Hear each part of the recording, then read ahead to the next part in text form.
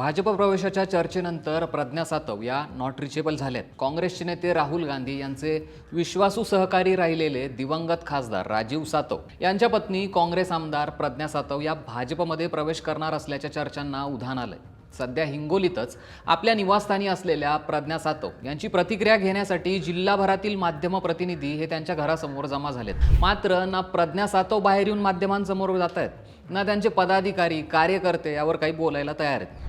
भाजप प्रवेशाच्या चर्चा सुरू झाल्याने प्रज्ञा सातव या अडचणीत आले आहेत की काय अशी चर्चा जिल्ह्याच्या राजकारणात रंगू लागली आहे। कारण त्यांच्या विधान परिषदेतील आमदारकीची मुदत ही 2030 पर्यंत आहे। आता एवढ्या लवकर हा निर्णय का घेतला गेला याचं उत्तर सगळेच शोधतात। ही बातमी एवढी शॉकिंग आहे याचं कारण म्हणजे प्रज्ञा सातव यांचे पती दिवंगत राजीव सातव यांचे गांधी घराण्याशी घनिष्ठ संबंध होते। राहुल गांधी यांच्या विश्वासू सहकार्यांपैकी एक असलेल्या राजीव सातव यांच्यावर गुजरात विधानसभा निवडणुकीची मोठी जबाबदारी टाकण्यात आली होती। भाजपचे प्राबल्य असलेल्या गुजरातमध्ये राजीव सातव यांनी जोरदार टक्कर देत काँग्रेसची ताकद दाखवून दिली होती। राहुल गांधी यांनी सातव यांचं पक्षासाठीचं काम हे राष्ट्रीय युवक काँग्रेसपासून पाहिलं असल्याने त्यांना राज्यसभेसाठी संधी दिली होती। कोरोना काळात संसर्ग झाल्याने अत्यंत तरुण वयात राजीव सातव यांचं निधन झालं होतं। त्यानंतर सातव कुटुंबाला आधार देण्यासाठी राहुल गांधी स्वतः हिंगोलीत आले होते। काँग्रेस पक्ष आणि संपूर्ण गांधी कुटुंब सातव परिवाराच्या पाठीशी खंबीरपणे उभे। पक्ष आणि आम्ही तुम्हाला वाऱ्यावर सोडणार नाही असा विश्वास राहुल गांधी यांनी त्यावेळी प्रज्ञा सातव आणि कुटुंब यांना दिला होता। राहुल गांधी यांनी प्रज्ञा सातव यांना दिलेला शब्दही पाळला आणि विधान परिषदेत त्यांना संधी दिली।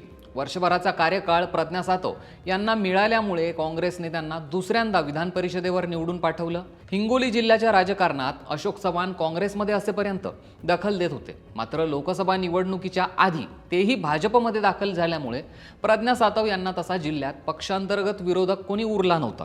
माजी आमदार भाऊसाहेब पाटील गोरेगावकर यांनीही नुकताच एकनाथ शिंदे यांच्या शिवसेनेत प्रवेश केलाय। त्यामुळे सातव यांच्या मार्गातील हा अडथळाही दूर झाला होता।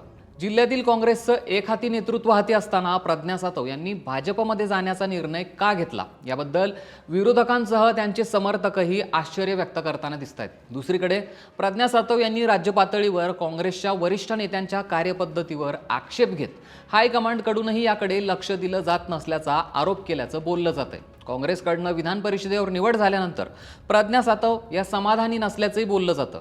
सातव यांचा विधान परिषदेतील विजय हा काठावरचा असल्याने आपल्यासाठी भविष्यात ही धोक्याची घंटा ठरू शकते हा विचार करत प्रज्ञा सातव यांनी भाजपमध्ये जाण्याचा निर्णय घेतल्याची चर्चा आहे। आज प्रज्ञा सातव यांच्या भाजप प्रवेशाच्या बातम्या माध्यमांवर आल्यानंतर सातव यांनी माध्यमांना टाळत स्वतःला आपल्या निवासस्थानामध्ये बंद करून घेतलंय। सातव यांचा फोन नॉट रिचेबल असून त्यांनी आपले पीए पदाधिकारी आणि समर्थकांनाही माध्यमांशी बोलण्यासाठी मज्जाव केल्याचं समजतंय।